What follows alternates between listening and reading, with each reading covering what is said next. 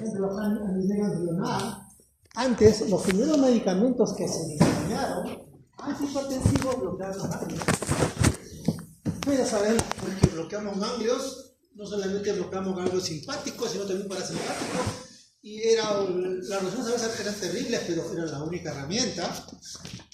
En la actualidad todavía queda un medicamento, un bloqueante ganglionar, pero solamente se usa para el caso de cirugía, en donde te bloquea la presión tremendamente. Su tiempo de vida media es bien bajo, es un alcohol. Entonces se da por infusión. Entonces tú lo controlas. Si quieres una cirugía donde es, por ejemplo, un órgano bien irrigado y no queremos que sangre, le bajan la presión al mínimo, de tal manera que puedes hacer la cirugía, no va a sangrar mucho, y hace pues las cauterizaciones rápidamente. Termina la cirugía, deja de perfundir y a los segundos ya deja de dilatar. Por ejemplo, ¿no? Ese es el trimatefán. Como le digo, solamente se utiliza en situaciones de cirugía, no como terapia antihipertensiva en ninguna línea. Pero antes sí, por eso que acá aparece el ganglio simpático. Antes se bloqueaba, ahora ya no. Entonces vemos pues que el blanco terapéutico del corazón, fármacos que van a bloquear el ritmo cardíaco, por ejemplo, los beta bloqueantes que están como segunda línea, antes de primera línea, pero igual se utiliza pues para ayudar a bajar la presión. Los bloqueantes de canales de calcio que tienen gran afinidad por el corazón, a diferencia de los tejidos, de los vasos sanguíneos, como por ejemplo el verapamilo, el diltiazem, ¿no? Son dos fármacos antihipertensivos que van a disminuir el ritmo cardíaco. ¿Ok? Eso sí dan en medicamento de primera línea, en fármacos de primera línea. Aquellos que van a bloquear la contracción a nivel de músculo liso arterial, tenemos los bloqueantes de los canales de calcio a nivel periférico. Usted sabe que la contracción muscular de cualquier tipo está mediada por el aumento del calcio intracelular. La unión actina-miosina es activada por el calcio. Mientras más calcio hay en la célula muscular, mayor contracción. ¿Ok? Eso grábenselo, ¿no? El calcio va a producir contracción muscular. Aumenta los niveles de calcio intracelular a un nivel límite, se produce la contracción. Mientras más calcio hay, la contracción es más fuerte. Es como un cierre, ¿no? La unión actina-miosina es como un cierre. Entonces, mientras se va moviendo no sé cómo se llama eso, y el cierre se va cerrando, se va juntando, se va uniendo, ¿no? Y eso le da fuerza. Entonces, esa unión hace que se contraiga, ¿no? Entonces, graben cosas que hay que grabar, ¿no? La intensidad de la contracción está dada por la cantidad de calcio disponible.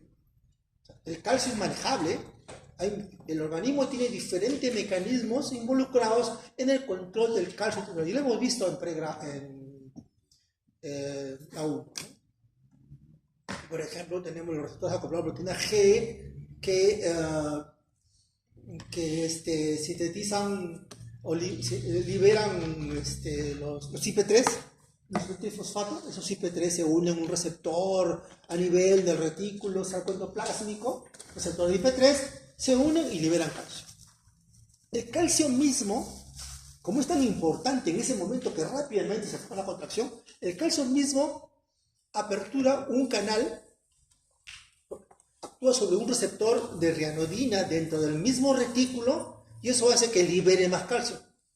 Otro canal. Entonces, como la contracción es rápida, pues el calcio tiene que estar en una concentración alta.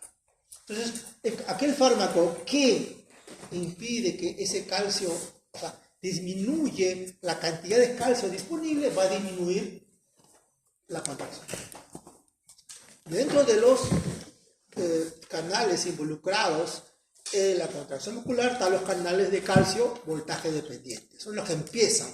Esos canales son los que empiezan el inicio de la contracción. Por eso que dentro de fármacos antihipertensivos tenemos a los canales de bloqueadores de calcio, ¿no? Luego tenemos el sistema a nivel del riñón. Con el fármaco terapéutico, antiguamente se decía, cuando se administraban, se decía, el diurético pues, va a aumentar la carga, como se dice que la presión arterial incrementa cuando se incrementa el gasto cardíaco, cuando se incrementa la cantidad de presión del corazón. Si disminuyo el gasto cardíaco, entonces disminuye la presión. Pero ocurre que hay hipertensos que la causa de su hipertensión está involucrada en el riñón. El sistema renal por algún motivo falla y eso genera un aumento de la presión. Yo pensaba que era problema de agua, de electrolitos, y los diuréticos, se diseñaron los diuréticos y para mala suerte de los diuréticos, porque un diurético como el hidrocloroto de ácida era un antihipertensivo, y dijeron, bueno, entonces los diuréticos son antihipertensivos. No, pero no. El único diurético antihipertensivo real es la hidroclorotiazida. ¿Por qué? Porque la hidroclorotiazida actúa a otro nivel, tiene dos sitios de acción, ¿no? Bloquea el simporte, sodio, ¿no? Sodio-cloro, ese simporte lo bloquea el simporte y elimina sodio, elimina agua, diurético. Pero su acción antihipertensiva es porque va a actuar sobre unos canales de potasio, calcio dependiente. Esos canales se van a abrir y van a hiperpolarizar la célula. Y si una célula se hiperpolariza, ya responde menos, ¿ok? Porque para que responda, especialmente para que se abran los canales de voltaje dependiente, tiene que llegar a un umbral de potencial de membrana. ¿Okay? La potencial de membrana está en menos 70, en estado de reposo. Si no llega a menos, por así decirlo, si no llega a menos 40, no se abren los canales de calcio, voltaje dependiente. Y si no se abre, no entra calcio y no se produce la contracción. ¿Bien? Entonces hay estímulos que hacen que el potencial de membrana se eleve a 40, a menos 40 y bueno. Pero si yo, ese mismo estímulo que me puede subir de menos 70 a menos 40, si ese mismo estímulo, la célula, su estado de reposo está en menos 90, ese estímulo ya no abre los canales. Digamos que llegará a 60, pero con menos 60 no se abre el canal. Entonces, ese es el medio por el cual una hiperpolarización disminuye la función celular, porque no se llega a activar los canales voltaje dependiente. Entonces, vemos aquí en este gráfico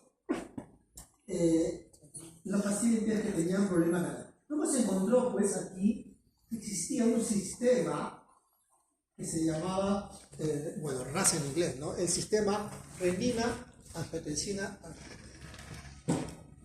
Hay un sistema de control de la presión arterial a largo plazo. El plazo inmediato es mediada por ¿cuál? ¿Qué control? ¿Cómo se controla la presión en forma inmediata? ¿Por qué sistema?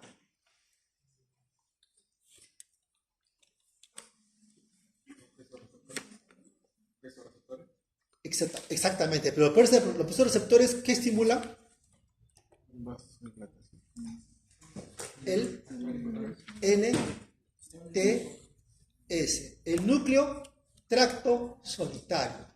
El núcleo tracto solitario es el que va a recepcionar las aferencias de los presorreceptores y, como le dije, tiene dos ramas. Uno hacia la línea vagal y otro a la línea simpática. ¿Qué hace? Si queremos que baje la presión, ¿qué hace con el sistema simpático? Si queremos que baje la presión, ¿cuál es la influencia del núcleo tracto solitario sobre el sistema simpático? Inhibe. ¿No? Inhibe. inhibe. Claro, pues el simpático aumenta la presión, ¿no? Entonces, lo que hace el NTS sobre el sistema simpático lo inhibe. ¿Qué hace el necrotrosto solitario sobre el sistema parasimpático, señorita? No. ¿No? Lo activa. Lo estimula. Claro, pues si el núcleo dorsal del vago, el parasimpático, baja la presión, disminuye el ritmo cardíaco, entonces estimula el parasimpático, o por ejemplo el núcleo dorsal del vago, e inhibe el centro vasomotor. Y el centro vasomotor está estimulado por el hipotálamo. Que ya los vimos, ¿se acuerdan que hemos visto en una transferencia? Vimos que, en una diapositiva, vimos que el estrés, el miedo, a nivel central, estimula el hipotálamo, y el hipotálamo estimula el centro vasomotor, y el centro vasomotor aumenta pues, el ritmo cardíaco, la presión. Entonces, por eso es que le dije también, hay personas hipertensas, emotivas, que la manera que controlarlo es que tomen ultraquinesia, como ansiolítico. Esa es su primera línea de tratamiento cuando hay una crisis hipertensiva. Que si ustedes preguntan por qué se ha producido, porque el paciente riñó con su esposa, con su hijo, con su nuera, con su nuera, con quien sea. Si ha habido una discusión de por medio y el paciente o la paciente ha hecho una crisis hipertensiva, alprazolam, porque el alprazolam es lo que siempre los médicos prescriben. Entonces simplemente ustedes no le prescriban alprazolam ni le digan, simplemente les hacen recordar que dentro de los medicamentos que el médico le ha prescrito, ¿cuál es la pregunta, no? ¿Qué le han dado para cuando está medio nervioso, tenso? Esta. ¿No? Bueno, ¿cómo dijo que debía tomarlo? Tanto. Bueno, pues ahora es el momento que lo deba tomar, ¿no? Porque ya lo prescribió el médico. Algo que tenemos que tener bien claro, ¿no? Nosotros no prescribimos, nosotros aconsejamos. ¿Ok? Ténganlo bien claro. Salvo los medicamentos, pues, ¿cómo se dice? Los alimentos básicos, ¿no? Que sí está recomendado para la fiebre, pues esos casos, ¿no? Muy bien, entonces tenemos el sistema renina-angiotensina-aldosterona, que es el mecanismo de control de la presión, porque si algo está en el organismo, es porque funciona pero para bien. Entonces, ese sistema está para controlar la presión arterial a largo plazo. Quiere decir, si por algún motivo la presión empieza a bajar, eso se activa y mantiene la presión a niveles normales.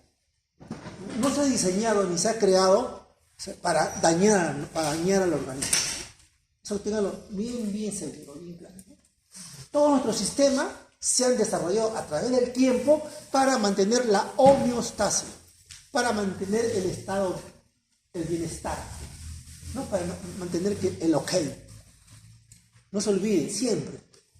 Pero si ese sistema disfunciona o ese sistema hiperfunciona, ya no se va a mantener la homeostasis. Ahí es donde aparece la enfermedad.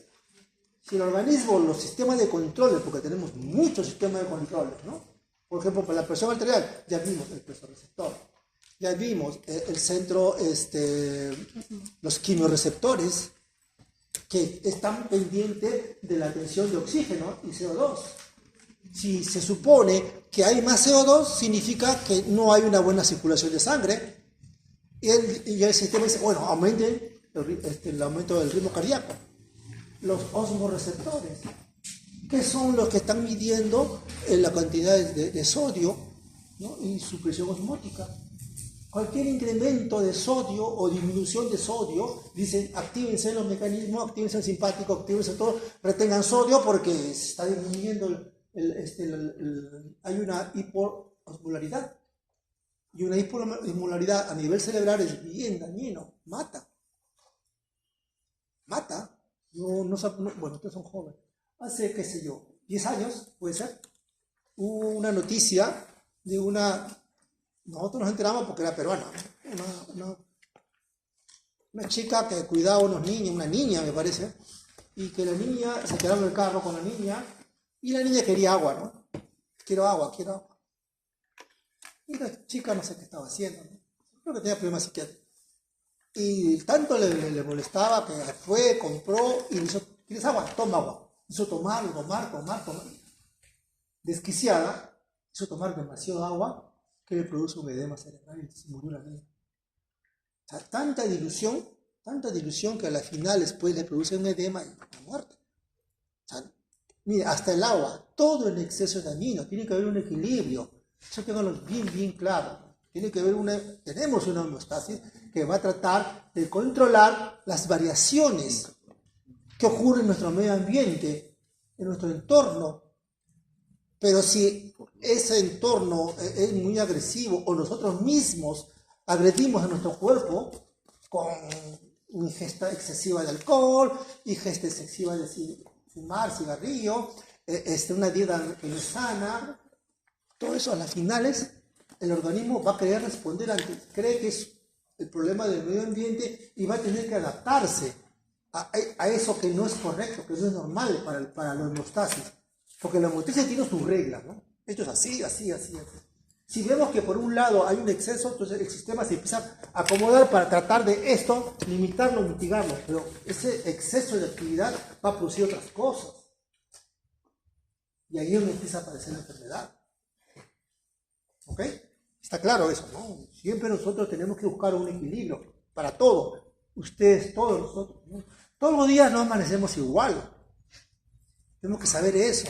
Saber cómo manejar cuando un día manejo. Ayer yo, por ejemplo, amanecí terrible.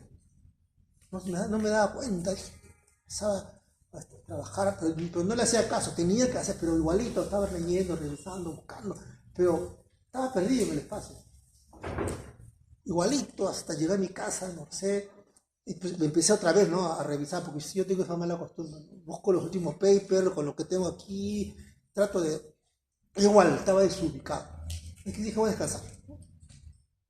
Eché a dormir, me recordé una hora, y me desperté diferente. Me desperté como debería ser, pues, ¿no? En ese momento estaba tranquilo, claro, revisé rapidísimo la literatura.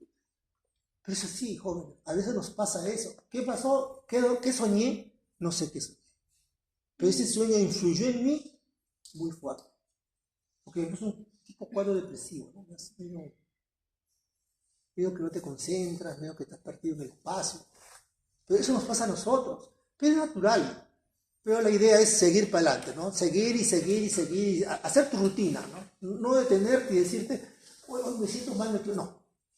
Me siento mal, sigo para adelante, pues tengo que hacerlo. Que lo haré mal, lo veré, ya después mañana lo arreglaré.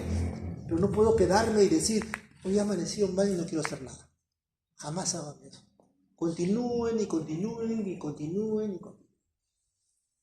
¿Ok? Entonces, el sistema de angiotensina aldosterona, como le dije, es un sistema que aumenta el ritmo cardíaco, es un sistema que retiene sodio, es un sistema que aumenta la vasoconstricción, modula la respuesta, aparte que la angiotensina 2 estimula un receptor A1, que es vasoconstrictor, además, miren cómo sucede, además facilita la respuesta a la norepinefrina. Hace que la respuesta a la norepinefrina sea excelente. Ya vimos anteriormente que también actúa a nivel central, actúa sobre el centro de la sed, para retener sodio, estimula el sistema simpático, todo eso. Ese sistema renina angiotensina. Pero cuando hay un problema, el exceso de este eje va a generar retención de líquido, va a generar aumento de la liberación de aldosterona, va a generar activación de una serie de genes que va a promover lo que perenniza un problema, la remodelación. Cuando hay remodelación, ya sea vascular o ya sea cardíaca, ya es más difícil. Si es cardíaca, bueno, ahí ya empieza el problema grave. Si es vascular, un buen control a ese nivel se revierte, porque el músculo liso vascular está en constante recambio. Si se disminuye aquello que provocó la hipertrofia vascular, si disminuye ese estímulo, entonces como hay recambio y ya no hay ese aumento de los genes de la remodelación, el tejido liso vascular mantiene su constitución anterior, buena, pero el corazón no. Si el corazón empieza a remodelarse, el corazón no tiene esa capacidad de que células se recambien. Si el corazón empieza a agrandarse, es el inicio del ciclo. ¿Ok? Muy bien, entonces también es un blanco terapéutico el eje termina angiotensina atmosférica. Muy bien, entonces ahí vemos en forma rápida, porque lo vamos a ver un poquito más sistemáticamente, cuáles son los blancos terapéuticos. Siempre debemos fijarnos un blanco terapéutico. Es decir, ¿cuál es la causa? ¿Qué es lo que provoca algo? En general, en toda nuestra vida, en nuestro quehacer. ¿Cuál es el objetivo? ¿Cuál es el problema para mí? ¿A dónde voy? ¿Qué quiero? ¿Ok? Siempre tienen que plantearse eso y a partir de ahí buscan soluciones. Entonces, si determinamos que el problema es a nivel central, por sobreestímulo, estrés, se supone que un ansiolítico es el medicamento de primera línea. Y a partir de ahí siguen los antihipertensivos. Estamos hablando de los pacientes hipertensos emotivos. ¿Muy bien? Porque hay personas que son hipertensas y tienen un control, o sea, no tienen la parte emocional que hace de que se suba de 14 o 15, suba a 18, 19, 20. Eso es peligroso. Mantener 20 de presión sistólica, 20 milímetros de mercurio de presión sistólica por mucho tiempo puede provocar ruptura de vasos a nivel cerebral. Lo que se llama el derrame cerebral, lo que se llama el ictus. En otra literatura van a encontrar ictus. En inglés, stroke. ¿No? Es lo mismo, ¿no? Stroke, ictus ¿no? y derrame son sinónimos de lo que ocurre si la presión arterial se mantiene muy elevada durante mucho tiempo. Ya esa es una urgencia o una emergencia. Ya tiene que entrar por emergencia. Entonces, siempre hay que identificar cuál es el problema y a partir de ahí se indica la terapia. Dentro de esos grupos fármacos de primera línea, este que está aquí es de segunda línea. Este gráfico era antes de que lo cambien, ¿no? Que le quiten el. Los otros, ¿no? Tanto los tiazídicos, los bloqueantes receptores de angiotensina, los bloqueantes de canales de calcio, antagonistas de canales de calcio y los YECA. Entonces, vean ustedes, lo que en verde significa que es una asociación apropiada, ¿no? Beneficiosa. Los verde discontinuo son también, hay un beneficio en asociado. Las otras verdes es mucho más la evidencia es mucho mayor, ¿no? El rojo no se debe usar nunca, ¿no? Como le dije, asociar un YECA con un ARA no debe hacerse nunca para tratar la hipertensión como terapia antihipertensiva. Como terapia cardíaca, ya les dije la vez pasada, sí lo puede manejar, pero el cardiólogo, no el médico que maneja hipertensión. El cardiólogo sí tiene la facultad de manejar eso, ¿no? Porque está tratando un problema ya cardíaco, ¿no? Acompañado de un problema hipertensivo. Entonces ya vemos esa relación. Si tienen preguntas, por favor, lo hacen, ¿ya? Entonces tenemos los bloqueantes de canales de calcio. Es sencillo. Tenemos acá los canales de calcio, voltaje dependiente, ¿no? Este ROC es canales aperturado por receptor, no es el caso, no es bloqueado por está bloqueado los voltajes dependientes. Entonces, simplemente se pone en el canal e impide el ingreso de calcio. Si impide el ingreso de calcio, pues activa todo el sistema que va a promover la unión actina-miosina. Y por ende, ojo, no es que no se contraiga, sino que va a disminuir la intensidad de la contracción. Miren que en el tejido vascular hay una gran cantidad de células lisas vasculares, ¿no? No es que todas se bloqueen, ¿no? No, sino que dentro de las La contracción total es la suma y resta de un montón de contracciones. Si disminuyo la cantidad de lo que se contrae, la contracción va a ser menor. Ese es el método, ¿no? Entonces, bueno, si se bloquea esto, definitivamente no va a hacer que el filamento de actina con miosina se una y se contraiga. Dentro de estos bloqueantes de canal de calcio tenemos dos grupos, ¿no? Las dihidropiridinas, los fármacos derivados de las dihidropiridinas, que tenemos ahí el nifedipino, que es el primerito. El nifedipino tiene un tipo de vida corto, se da cada 8 horas, 3 al día, es muy efectivo, disminuye muy bien la presión, pero está contraindicado en pacientes ancianos. ¿Por qué? Porque se contraindica un medicamento que tiene una respuesta vasomotora muy fuerte en pacientes ancianos. ¿Quién lo dice? ¿Por qué creen ustedes que no se debería usar un fármaco de este tipo cada 8 horas en un paciente de edad avanzada?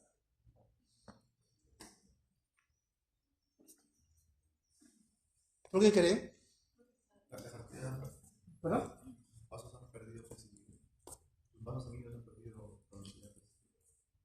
¿Y eso qué provocaría?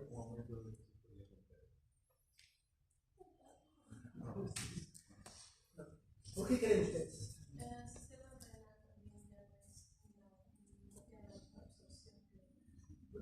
No, escuchen seguridad, por seguridad. ¿Por qué no es seguro? ¿Por qué no es seguro a un paciente de edad avanzada darle nifedipino de liberación inmediata?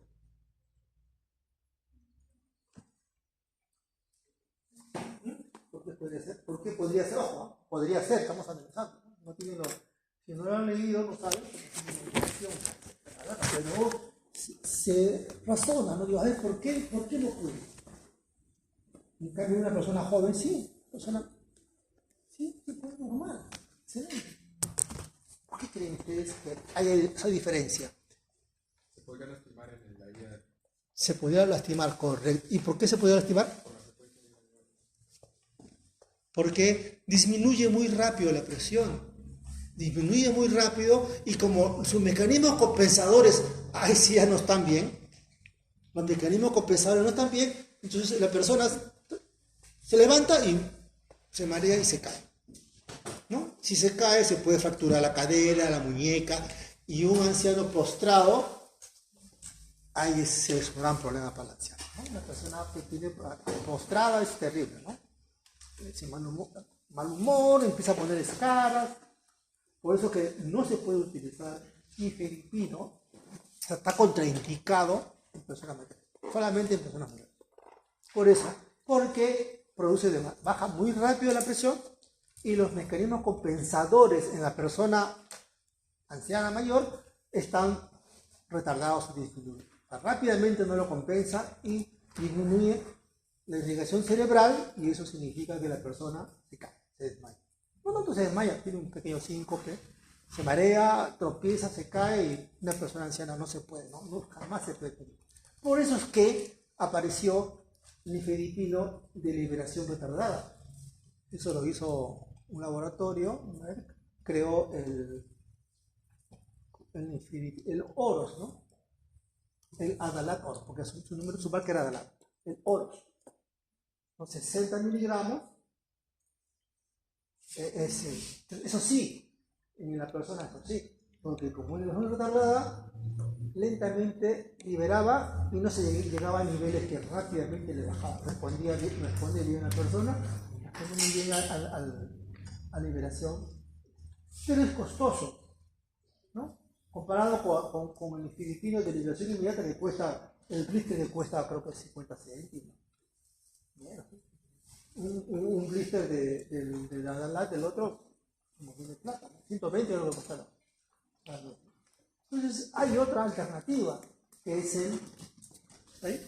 el amlodipino.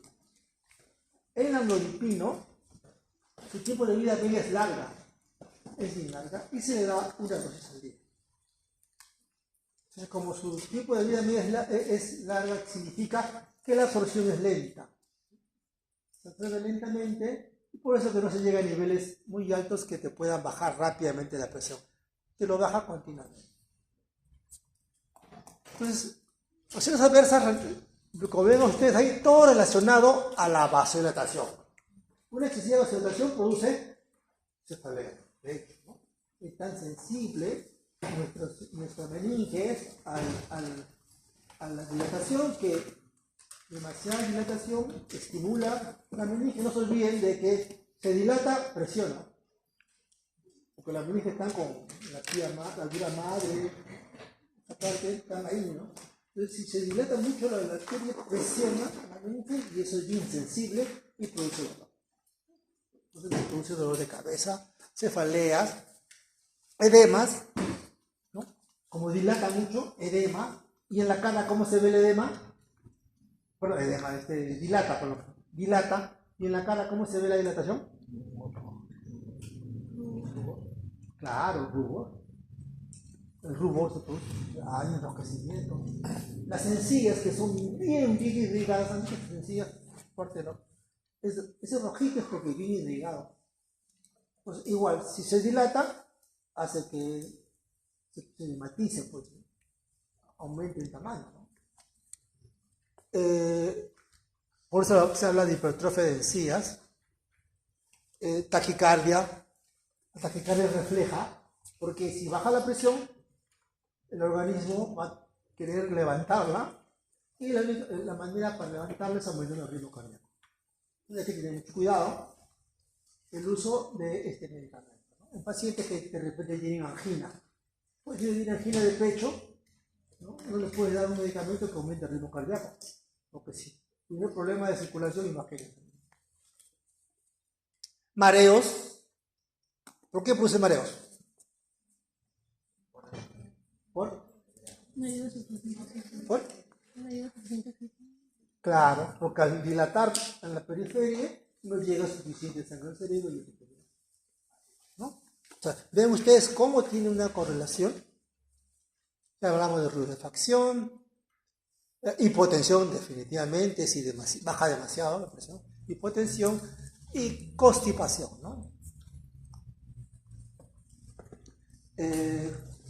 Constipación, por supuesto, porque no, como bloquea los canales de calcio, no produce una buena contracción a nivel de todo el tejido intestinal, ¿no? Que se contrae por acción de la unión del calcio, ¿no? Si disminuye el calcio a ese nivel, también va a disminuir la motilidad, el peritonitismo, y eso va a generar constipación.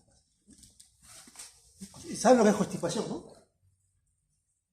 Constipación es cuando hay una disminución del peritonitismo intestinal y como un botamiento, ¿no? No tanto como estreñimiento. El estreñimiento ya es mucho más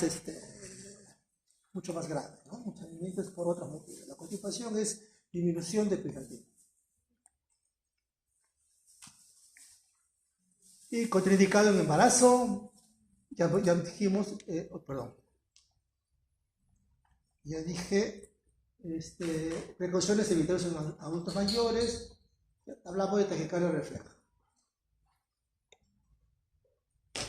Ya vimos los dos más usados, el difedipino y el amlodipino. Y los otros, bloqueadores de canal de calcio, no didopiridinas, tienen fórmulas diferentes. Tenemos los dos, ¿no? Diltiazem y verapamil. Se diferencia con el difedipino y el amlodipino, que tiene mayor afinidad por los canales cardíacos, del calcio a nivel de corazón. O sea, se distribuye y va más al corazón. Tiene más afinidad por el tejido cardíaco. Entonces, ahí es donde va a bloquear los canales de calcio del corazón. ¿Y eso qué va a hacer? Que se lentezca el ritmo cardíaco. Va a hacer de que disminuya el ritmo cardíaco. Va a hacer que pueda, si disminuye el ritmo cardíaco, disminuye el gasto, si disminuye el gasto, disminuye la presión.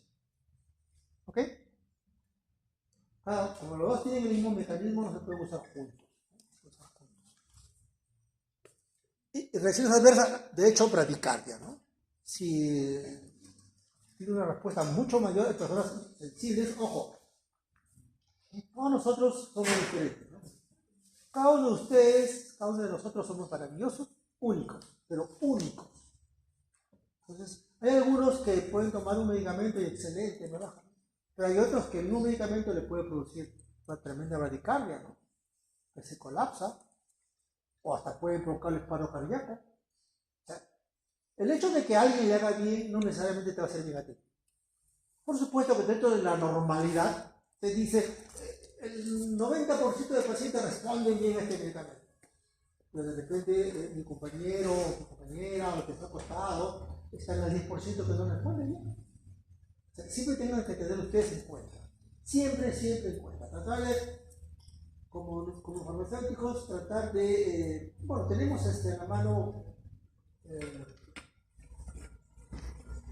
por ejemplo, el Medscape, ¿no? Hay apps para el celular, el Medscape, el drug.com, que son útiles, ¿no? Entonces, ustedes lo bajan a su celular, lo tienen en su celular, un icono, y cualquier cosita apretan, buscan el medicamento, y ahí sale, ¿no? Sale todas sus interacciones, sus adversas, sus complicaciones, para tener a la mano. La idea es saber qué usar, en qué momento, qué preguntarle al celular, qué preguntarle al programa. Ese es el tema. Porque yo no tengo ninguna idea qué busco. Entre otros conceptos que le damos para eso, ¿no? Entonces, puede decir igual, ¿no? Disminuir el riesgo cardíaco igual significa que la sangre no va a llegar bien a todos los tejidos, casi va a producir las mismas respuestas que los dihidropiridínicos, ¿no? Precauciones: puede producir bloqueo auriculoventricular, puede producir insuficiencia cardíaca. Si el corazón está bloqueado, produce bradicardia y no está funcionando, y si no se percata, va a llegar un momento en donde el corazón va a querer compensar esa disminución del gasto y se van a activar mecanismos compensadores que a la final les van a dañar al corazón. En un momento sí puede, ojo, le estás dando, empieza a disminuir su mareo, de repente ya se acostumbró, y se acostumbró, no se supone que los mecanismos compensadores están que por otro lado aumentan el gasto cardíaco, aumentan todo esto, pero eso están produciendo daño al corazón. Y a las finales puede generar una insuficiencia cardíaca. Pero puede ser aguda, también puede ser aguda. Si bruscamente te pusiste a dedicar a trabajar, en ese momento hay una insuficiencia cardíaca. ¿Ok? Pero eso, bueno, eso ahorita es emergencia y te tratan rápidamente. Entonces también puede producir difusión hepática. Está contraindicado la coadministración con los beta bloqueantes. Porque los beta bloqueantes también disminuyen el ritmo cardíaco. Se usan los dos y te puede producir un paro. Te pueden bloquear el corazón o te producen un paro cardíaco, que es gravísimo, ¿no? Una pregunta. Entonces aquí está el verapamilo y el dietiazida. ¿Ven que tienen estructuras diferentes?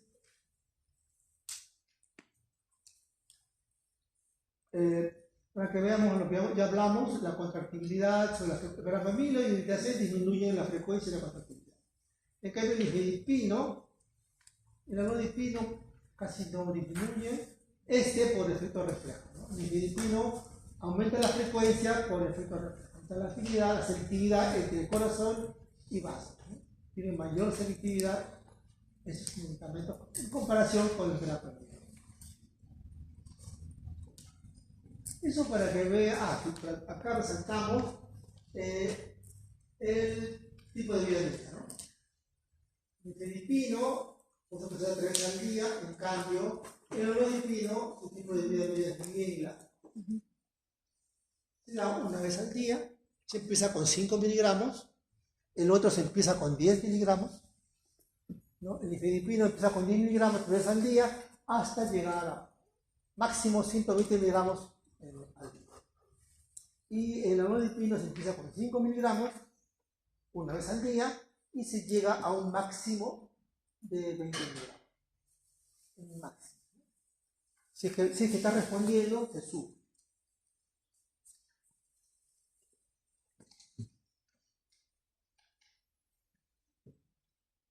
Bueno, los efectos adversos ya les dije. Los inhibidores de la enzima convertidora. Entonces dijimos de que el control de la presión arterial a largo plazo está dada por este eje, ¿no? Baja la retención de sodio, hay problemas de presión, de volumen, entonces se libera renina, o también descarga simpática, libera renina. La renina va a actuar sobre un angiotensinógeno que es sintetizado por el hígado. O sea, el hígado sintetiza esa proteína. Lo sintetiza y está en la sangre. Mientras no sea sustrato de la renina, está tranquilo. Entonces el angiotensinógeno, este es un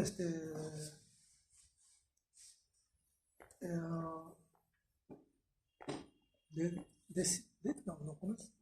Duodécimo, tiene 12 aminoácidos, y la renina lo convierte en angiotensina 2, que tiene solamente 10 aminoácidos, ¿no?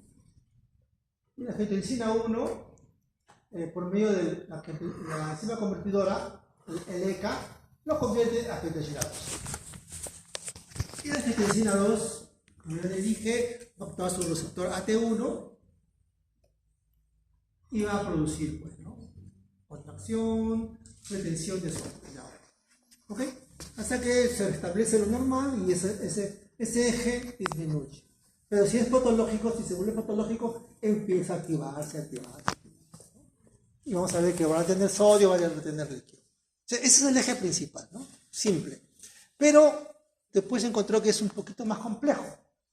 Se encontró de que hay varios derivados de esta red, ¿no? Se pensaba que era malo, se pensaba que lo hemos visto, ¿no? AT1. Pues todo producía retención de sodio, producía remodelación, todo lo negativo. Pues siguiendo la investigación se encontró que había otra enzima que actuaba sobre la angiotensina 1, que es de 10 aminoácidos, que es la AC2. La AC2 le quita un aminoácido y lo convierte en angiotensina 1,9. La angiotensina 1,9 con la misma enzima se convierte en angiotensina 1,7. Y la angiotensina 1,7 actúa sobre el receptor más y tiene efectos beneficiosos, opuestos a este. Igual, la angiotensina 2, por medio la angiotensina 2 actúa sobre receptores AT2R, receptores AT2, y tiene efectos benéficos. Entonces, pues se supone que era lo lógico, ¿no? A nivel de naturaleza, no puede ser que un sistema no tenga control. Porque hasta unos años era el RAS era el malo, ¿no? Tenía testosterona, pero dentro del análisis sí, el sistema del organismo busca un equilibrio. Entonces vemos que el equilibrio está vía el receptor AT2. ¿Por qué? Porque el AT2, que también es estimulado por la angiotensina, ¿no?, produce efectos beneficiosos. La contraparte del receptor AT1. Luego se encontraron otras moléculas, igual, producto de las enzimas, que tenían efectos antagónicos de la acción sobre el receptor AT1. Estos efectos hipertensivos y estos efectos antihipertensivos. Todo lo opuesto: vasodilatación, antifibrótico, antiinflamatorio, disminuye el estrés oxidativo, antiproliferativo, o sea, bloquea la remodelación. Ojo, ¿no? Entonces es importante tener en cuenta siempre, si hay en el organismo, tenemos una vía que produce algo, debe haber por un lado otra vía que va a tratar de compensar, de antagonizar. Algo así, simpático parasimpático. No tan claro, Pero tiene que haber algún que todavía no se ha descubierto, todavía no se ha encontrado, pero tiene que haber un mecanismo por el cual limita la acción de esa vía, de ese eje. Eso siempre existe en la naturaleza. Porque nosotros somos parte de una evolución para poder sobrevivir a través de los tiempos. Hemos tenido que buscar equilibrios. Tiene que haber siempre equilibrios. Eso siempre tengan en cuenta. Tiene que haber equilibrio. Y en el sistema RAS que hablamos de que es dañino, tenemos su contraparte a través del receptor R2 y a través del receptor más R, ¿no? ¿Alguna pregunta? Esta vía en rojo, enfermedad. Esta vía en verde, protección. Entonces, si va a compensar, tenemos la otra parte que también va a mitigar los riesgos. ¿Se acuerdan de la AC2? A ver, ¿se acuerdan del AC2? Pero ¿se acuerdan de algo? O sea, ven AC2, ¿ya qué los hace?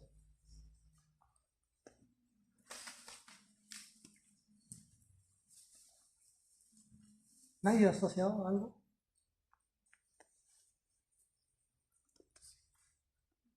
¿Algo grave que pasó? Pasó gravemente, pero todavía sigue pasando, pero está grave como pasó. ¿No han leído AC2? ¿Qué no han leído? No han leído. ¿Se acuerdan del AC2?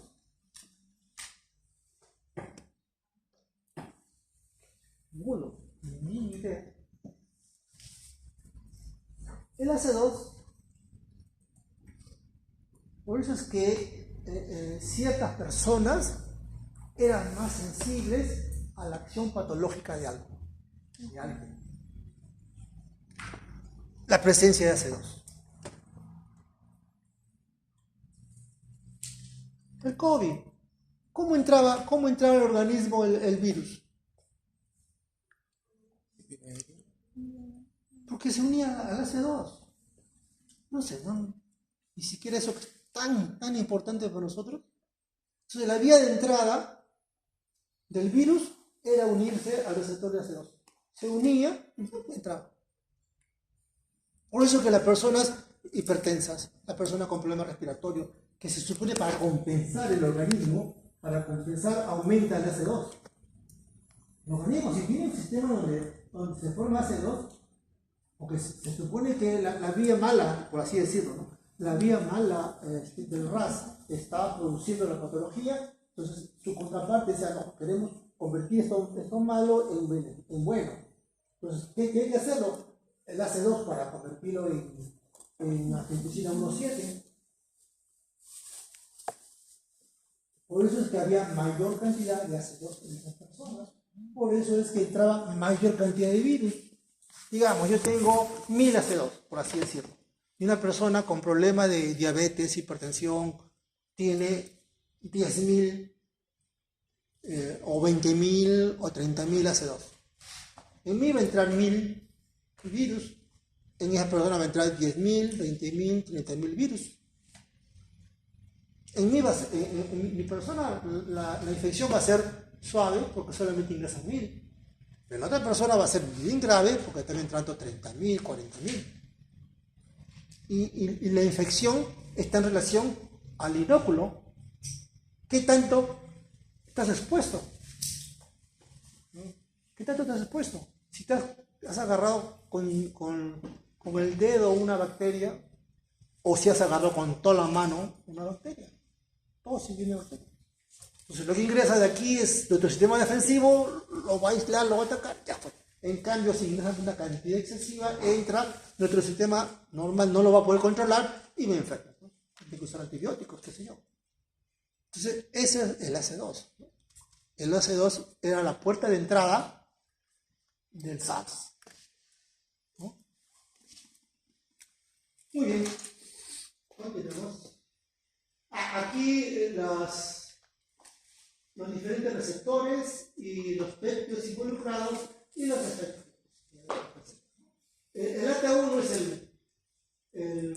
es el villano. El AT1 con diferentes péptidos que se reúnen, su efecto ya lo he visto, totalmente en exceso, ¿no? Pero se desencadena para tratar de controlar un problema a corto plazo, perdón, a mediano plazo. Y vemos pues que el receptor AT2, el receptor de MAS, el receptor de MRGD, el AT4 y el... este tampoco, este también es el MAS. Este es receptor de prorrenina, cuyo ligando es la prorrenina y la renina. Esto produce hipertrofia, fibrosis y apoptosis. Todo el resto es beneficioso. Dentro de los fármacos INJECA tenemos el captopril, el naltrexil, el lisinopril.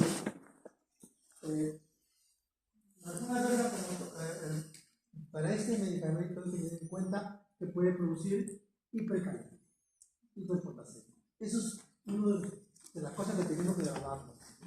Puede producir hipercalemia. Para tratar de evitar el uso de diuréticos que retengan potasio. Se asocian, puede producir un problema grave, ¿no? Porque el nivel de potasio y histamina puede producir paro cardíaco. Tiene cuidado con eso. Bueno, otro problema de este grupo es que tiene una acción sobre el sistema inmunológico. Hay muchas respuestas de problemas, por ejemplo, ¿no?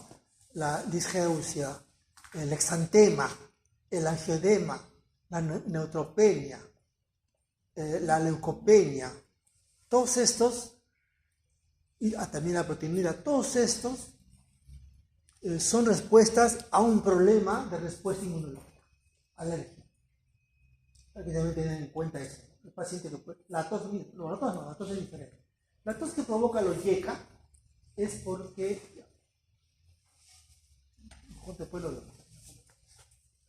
hay una, me parece, contraindicado definitivamente en el embarazo, ¿no? Que es lo principal, contraindicación de los INJECAs, embarazo. Entonces hay que tener cuidado pues en enfermedad renovascular y pacientes tratados con diuréticos ahorradores de potasio.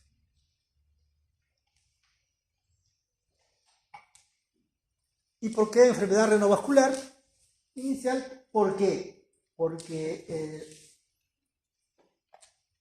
vamos a ver porque la filtración glomerular se da porque hay una diferencia de presión entre la sangre que entra y la sangre que sale.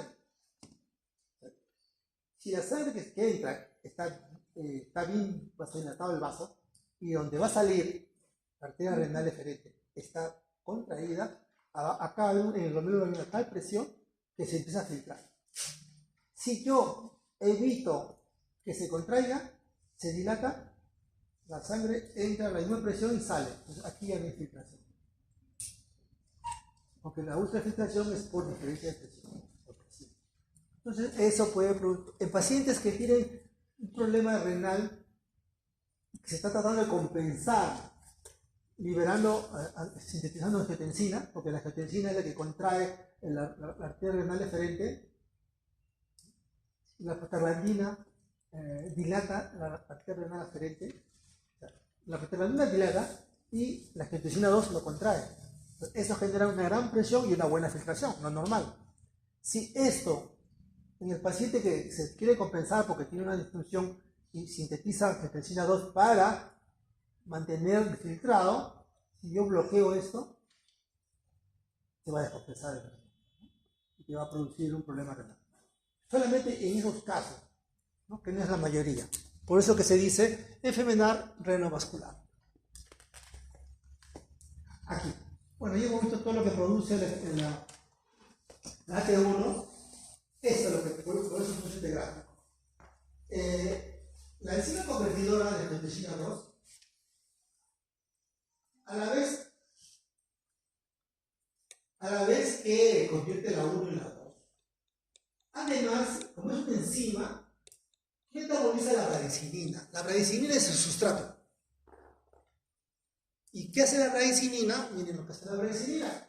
La bradicinina, acá estás, aumenta la liberación de óxido nítrico y promueve la síntesis de prostaglandinas. E2 e I2. Y todos estos tres disminuyen la presión. Negativo, disminuye la presión. Por eso que las YECAs adicionalmente, a la vez que disminuye la vía del RAS, aumenta la vía, las respuestas a la bradicinina. ¿Ok? Pero ¿cuál es el problema de la bradicinina? La bradicinina es un sensibilizador. Cuando nosotros lo pinchamos, se libera bradicinina y eso aumenta la sensibilidad al dolor. Si nosotros bloqueáramos la bradicinina, no pinchamos y el dolor eso. ¿Ok? O sea, aumenta la sensibilidad de los receptores. Por eso es que el paciente que toma YECA, cerca del 30% hace tos. ¿No? Una tos no productiva, una tos parecida a la tos del fumador. ¿Por qué? Porque sensibilizan los receptores, ¿no? Aquí que tenemos los receptores sensitivos para cuando... Usted sabe que nosotros, si algo pasa, que sentimos que obstruye, tosemos, queremos botarlo, ¿no? Ese es un reflejo que está dado por estos receptores. Pero si esos receptores están muy sensibles, yo paso la saliva y activa el reflejo y voy a toser. Porque es tan sensible mi receptor a nivel bronquial que solamente cuando estoy pasando saliva, pasa y lo activa. Y esto va al centro de la tos y simplemente toso. Y toso y toso. Pero eso solamente al 30% de tos. ¿Ok? Solamente el 30%. En ese caso, si el paciente responde bien al YECA, se le cambia por un ARA. ¿Por qué? Porque el ARA no tiene que ver nada con el YECA, con la enzima convertidora, la bradicinina va a seguir, ¿no? siendo destruida por la ECA. O sea, normal, ¿no? O sea, simplemente va a tener su ciclo normal, no se va a acumular ni va a sensibilizar. Por eso que los ARAs no producen problema de tos. ¿Ok? Pero como le dije, solamente al 30%. Los YECA son mucho más baratos que los ARA. Un YECA, un enalapril, que es el que más se usa, es completamente barato con respecto a un losartán, a un valsartán, que son mucho más caros. O sea, no se justifica iniciar una prescripción con un bloqueante de receptores de angiotensina. No sé. Porque no se olviden, nosotros vemos eficacia, seguridad y costos. Los tres. No solamente nos limitamos a comparar si son eficaces los dos, si son eficaces. ¿Son seguros los dos? Sí son seguros. ¿Cuál es más barato? Elijo este, por el costo. ¿Ya? No se olviden que eso también nos corresponde a nosotros ver. Muy bien, entonces este gráfico, ya hemos visto todo esto. Este gráfico era para indicar que la enzima convertidora metabolizaba la bradicinina. Si es bloqueada, no lo metaboliza y tiene un efecto, un plus adicional, beneficioso. Pero lamentablemente en ciertos pacientes la bradicinina produce pues la tos. Sensibiliza y produce la tos.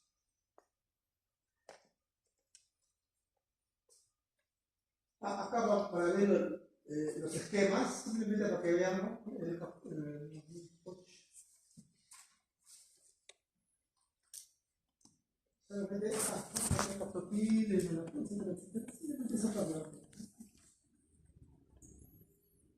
los atributos receptores. Entonces, la gran diferencia es que al bloquear estos receptores y habiendo angiotensina, va a haber una mayor estimulación de los receptores angiotensinados. Evitamos todo esto y aparentemente hay una mejora. Pero en los estudios de eficacia de los YECA y los ARA no se encontró diferencia. Teóricamente, marqueteramente uno dice, no, el ARA es mejor ¿Por qué? Porque el ARA impide que la angiotensina 2 se una a AT1, pero sí se una a AT2. Evita todo lo negativo, pero aumenta lo positivo, teóricamente. Pero en los estudios randomizados, doble ciego, se encuentra con una diferencia. Tiene la misma acción en YECA que un humano. Por eso que le decía, ¿no? Son eficaces los dos, en este caso sí son eficaces iguales. Entonces yo no tengo por qué elegir humano, ¿no? Teóricamente puede ser, pero en la realidad no hay diferencia. ¿Ok? ¿Tienen alguna pregunta? Dentro de estos tenemos pues el losartán, valsartán, cazartán. Tienen las mismas contraindicaciones que las YECA, excepto que no produce tos. El YECA produce tos, no produce tos, tiene lo mismo problema, angioedema, todo. Aquí las interacciones de las drogas, para que lo tengan ustedes. Vamos a avanzar. Bueno, esto como dije lo puse al último porque a las finales todavía hay un medicamento que se usa en ciertas ocasiones para resaltar que a nivel central la estimulación alfa 2 que viene de los presorreceptores activan el núcleo tronco solitario. Y el NTS, ya dijimos, inhibe pues el centro vasomotor y estimula el núcleo dorsal del vago. Y por ende baja la presión, ¿no? Entonces el medicamento es la clonidina. La clonidina es el que actúa a este nivel. Entre los diuréticos, ya ustedes saben, los diuréticos pues son fármacos utilizados para promover la excreción electrolítica. Cuando hay situaciones en donde hay un problema de filtración glomerular, hay un problema de retención del líquido, pues bueno, los diuréticos se utilizan. Generalmente, pues el paciente con insuficiencia cardíaca, paciente donde existe una disfunción o con problemas renales, en esos casos se indican los diuréticos. Existía así. Porque insuficiencia cardíaca ha habido siempre y su primera indicación es insuficiencia cardíaca. En cambio, bueno, por ejemplo, el diurético puede ser útil en presiones aumentadas cuando esta presión ha sido provocada por un incremento del volumen plasmático. En esos casos solamente son útiles, ¿no? Al provocar la eliminación de fluidos y sodio por la orina. Aquí tenemos un glomérulo. Usted sabe que el riñón es la unión de 1 millón de glomérulos igualitos. O sea, cada uno de ellos da su partecita y simplemente la función renal es por la suma de la función de 1 millón. Tenemos 2 riñones que tenemos 2 millones de glomérulos. Dice que la naturaleza nos ha dado dos riñones porque solamente con uno es suficiente y nos da uno de repuesto, ¿no? Al final lo dañamos a un riñón y ya nos quedamos con uno solo, ¿no? Es así, ¿no? Por eso que se puede hacer trasplante, una persona sana puede hacer trasplante de riñón, porque con un riñón puede estar, ¿no? ¿Ok? Muy bien, entonces aquí como les dije, el glomérulo se está formado, esta es la cápsula de Bowman. El glomérulo está formado por una vía renal aferente y una eferente. La presión se da por la diferencia de diámetro entre la aferente y la eferente. Y bueno, todo el ultrafiltrado va por los túbulos, ¿no? Tenemos los túbulos contorneados proximales, el asa de Henle, el tubo contorneado distal y los tubos colectores. Entonces una vez que se ultrafiltra, pasa por todo el contorneado, las sustancias beneficiosas. Ojo que se filtra todo, menos proteínas y cuerpos fuertes. Eso nomás se quedan y todo el resto se pasa. Entonces hay una serie de mecanismos que están encargados de reabsorber. ¿no? De reabsorber aminoácidos, de reabsorber glucosa y de reabsorber electrolitos, porque todos han filtrado y tienen que regresar. Entonces hay una serie de importes a nivel de los tubos con tornillo proximal, asa de Henle y con tornillo distal, y también un tubo colector. Entonces, eso es para que vean la formación de orina, ¿no? Miren,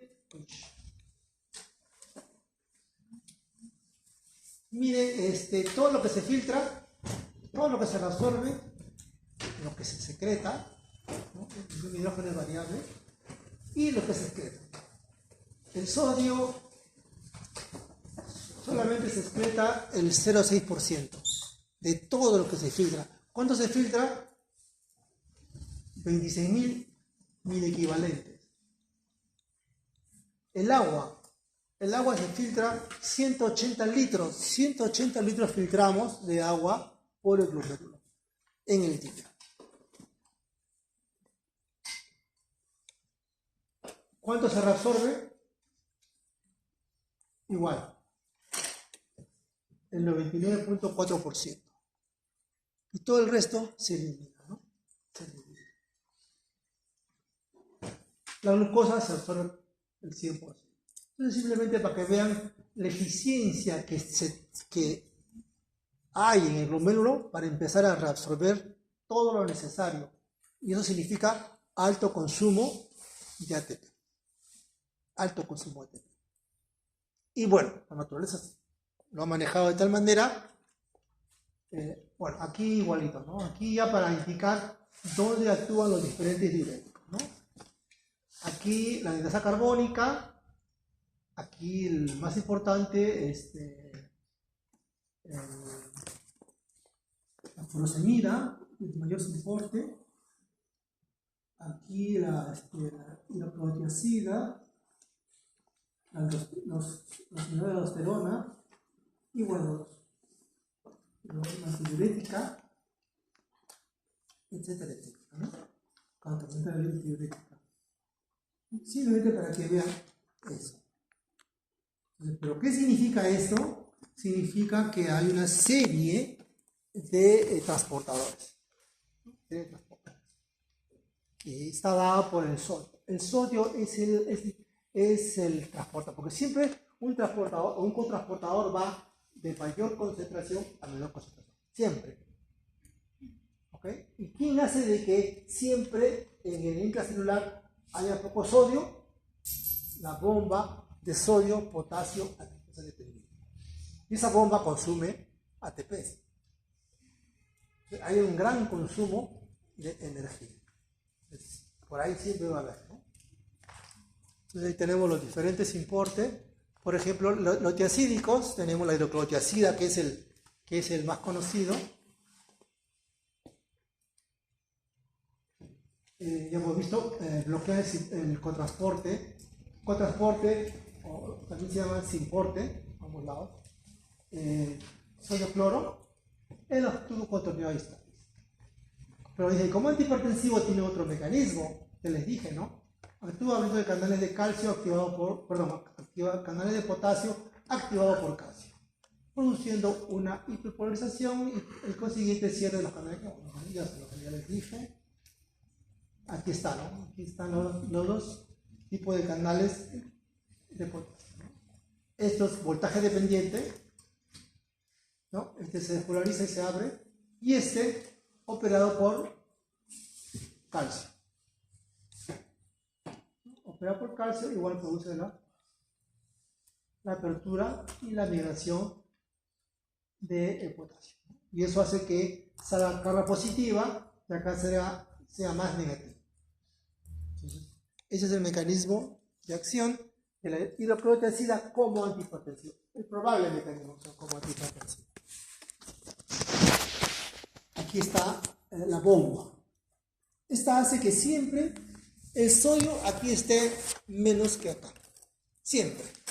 Y este va a ir siempre a favor de la gradiente y de pasadita se arrastra el cloro. Y aquí la bomba siempre está sacando el sodio del intracelular. Entonces, este importe es bloqueado. Este importe se impide que pasen 2 iones. Y tiene una acción diurética. La acción diurética está en relación a los electrolitos que evita que pase. Creo que como tiene actividad osmótica, los electrolitos arrastran moléculas de agua. Mientras más electrolitos evito, voy a arrastrar más moléculas de agua. Va a ser más diurético. Bueno, simplemente para ver esto. Efectos adversos, es generalmente para todos los diuréticos: deshidratación, hipovolemia, hiponatremia, hipopotasemia. Para especialmente dislipidemia, ¿no? Produce dislipidemia y alteración a la intolerancia a la glucosa, impotencia, hipercalcemia, ¿no? Está contraindicado en pacientes con gota.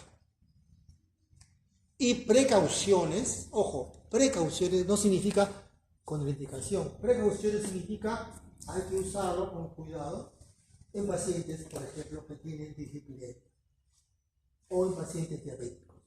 No significa que no se debe usar, significa que tenemos que hacer una evaluación cómo está su tolerancia a la glucosa, cómo está su glicemia durante el tratamiento. Si el paciente responde bien, por ejemplo, los diabéticos hipertensos, si responde bien a lo que te decía, dosis baja, no sé, 0,5, máximo 25, vemos que empieza a bajar la presión, entonces simplemente tenemos que hacer un seguimiento, cómo está su glicemia. Si vemos que la glicemia empieza a aumentar, se corrige la terapia antidiurética, porque está respondiendo bien a la hipertensión. Cuenta siempre. Precaución significa se puede usar, pero hay que tener cuidado. Contraindicación dice nunca se debe usar. ¿Okay? Bueno, nunca se debe usar, salvo riesgo-beneficio. Por ejemplo, los anticancerígenos, ¿no? Todos son teratogénicos o están contraindicados en las embarazadas, pero si una gestante tiene cáncer, un cáncer que puede acabar con su vida y por ende acabar con el feto, hay ni modo. ¿Qué tiene que dar? Salvo en esos casos. Pero lo normal es un medicamento contraindicado no se debe usar en esas condiciones. Lo de ASA, lo conocemos, las furosemida, y inhibe un importe sodio, potasio, lúpulo. Entonces, es un diurético más potente, más eficiente.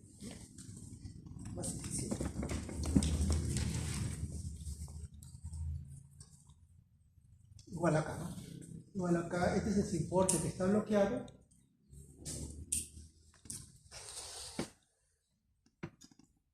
Este es el soporte que está bloqueado y siempre esta bomba. Por eso es que los riñones son muy sensibles a la hipoxia, especialmente los túbulos.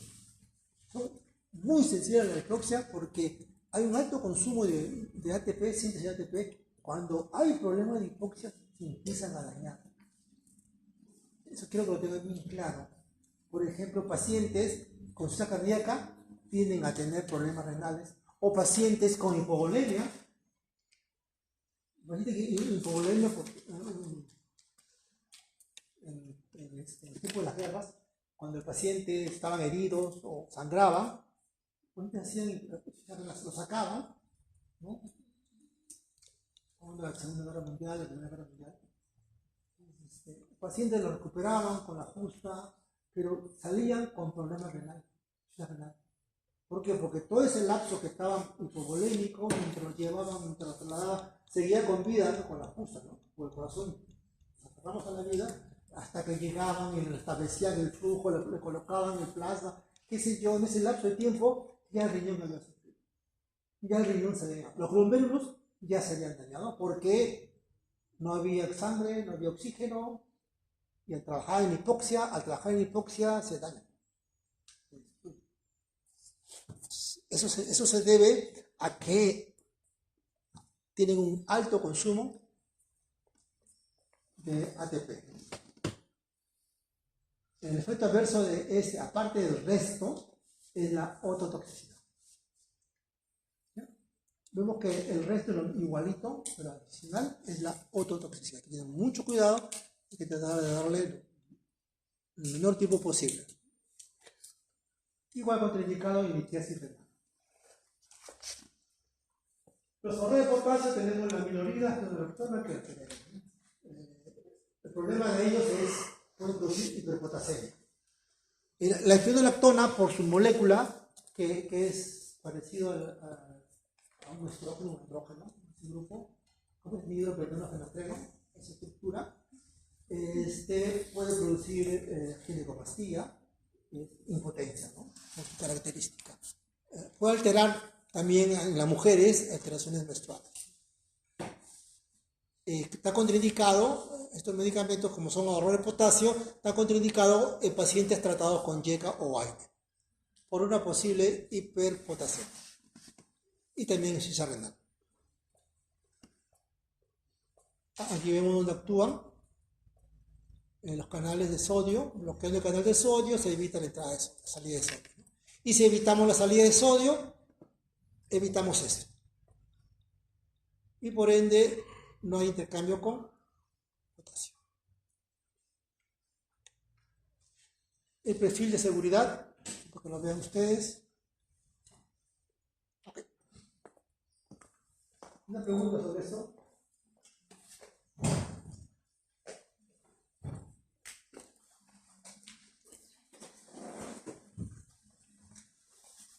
¿Cómo decirlo?